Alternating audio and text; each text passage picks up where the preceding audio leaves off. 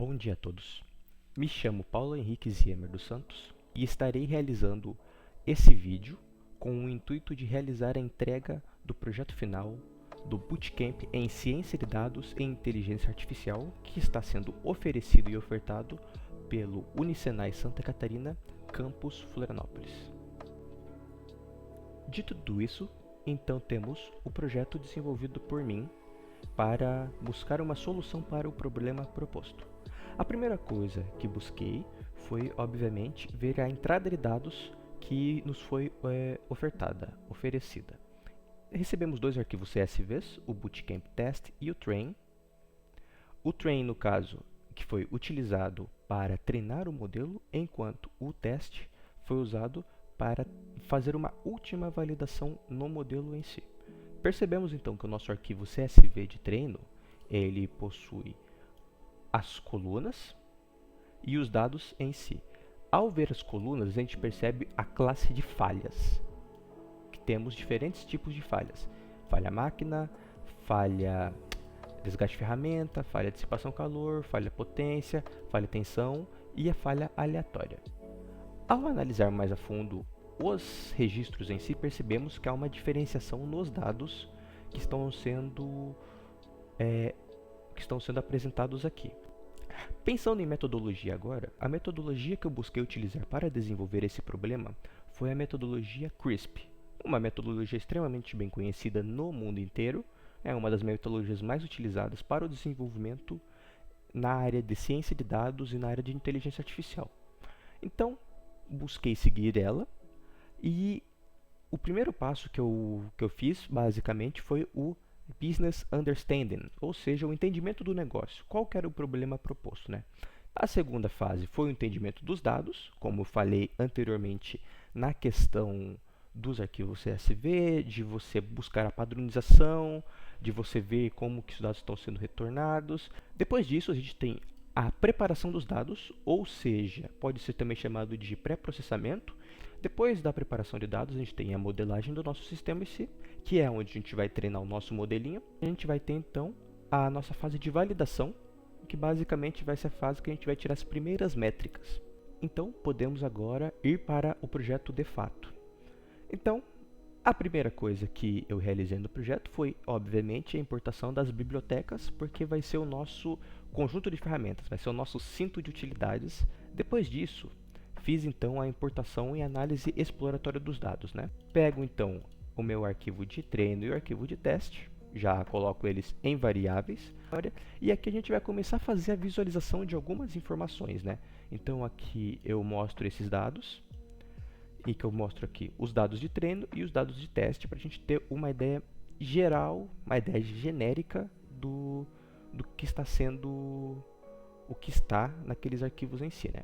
Depois disso, a gente vai ter uma verificação de valores nulos, né? Para a gente justamente buscar inconsistências na tabela. E aqui a gente tem, por exemplo, né? Então, temperatura ar, 616 registros, temperatura processo, 599 e assim por diante, né? Depois disso, então, temos a distribuição dos rótulos. Aqui a gente começa a fazer um EDA simples, né? Uma análise exploratória de dados, e a gente vai ter algumas informações. Então, por exemplo, a gente vê a distribuição de falha de máquina.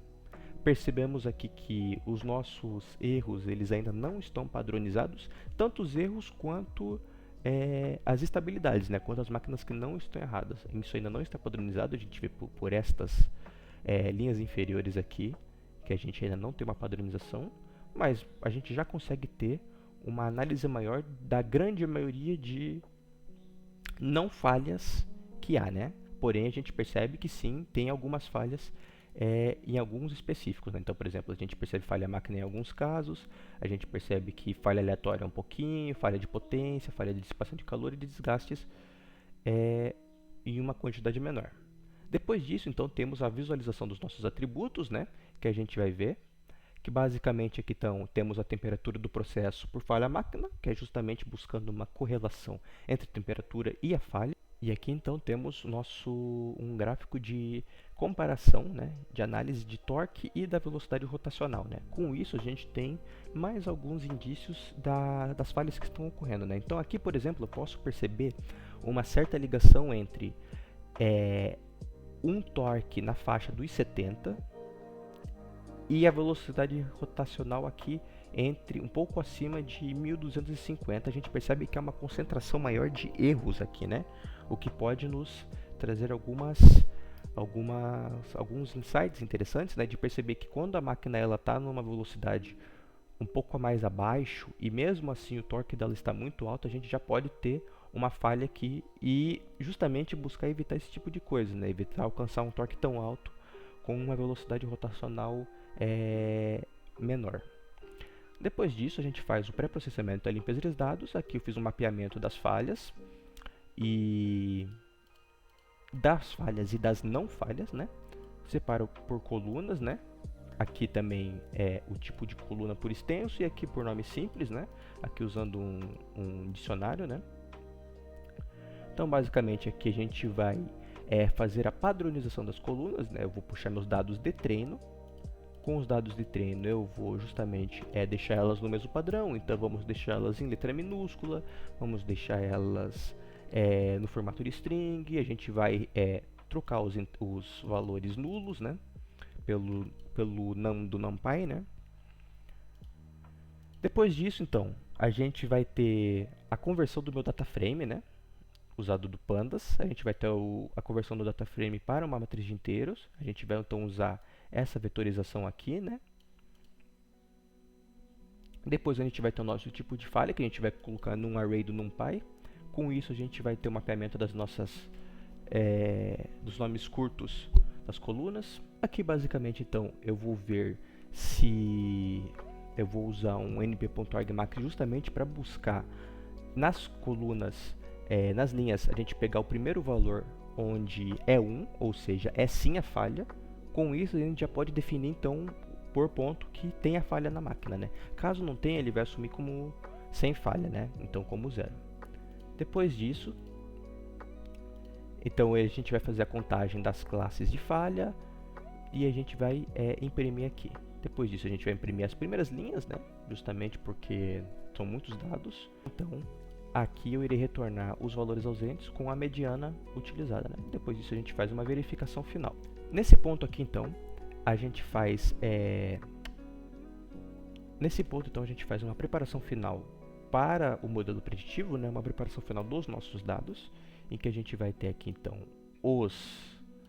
as características, os atributos, a gente vai ter o nosso dado de treino que vai conter as nossas falhas, a gente vai ter então a separação em variáveis independentes das features, que é basicamente então as características e os tipos de falha. E aqui a gente vai criar em variáveis separadas um conjunto de treino.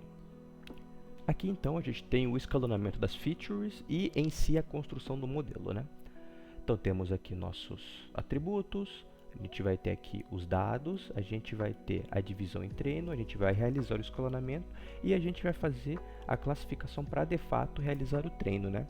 Depois disso a gente vai ter nossos parâmetros aqui que vão ser nos apresentados e depois a gente vai ter a análise de performance dos dados e a validação, né? Então a gente vai ter as previsões, a gente vai ter o relatório de classificação, a gente vai ter o nosso F1 score ponderado, a gente vai ter o nosso multiclass que a gente vai importar aqui, né?